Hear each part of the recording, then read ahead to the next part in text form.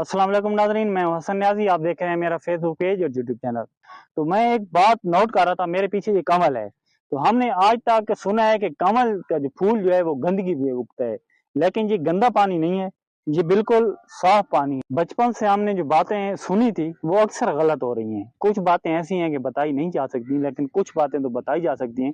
बचपन में आपने भी यही सुना होगा, हमने भी यही सुना है। ये कमल का जो पौधा है ये कीचड़ पे होता है, गंदे पानी पे होता है।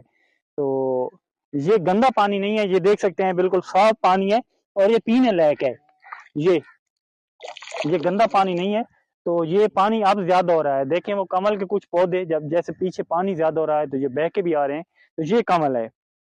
तो आज तक सुना था कि कमल दलदल में होती है, लेकिन ये साफ पानी में हो रही है। तो ये कमल है, आप देख सकते हैं।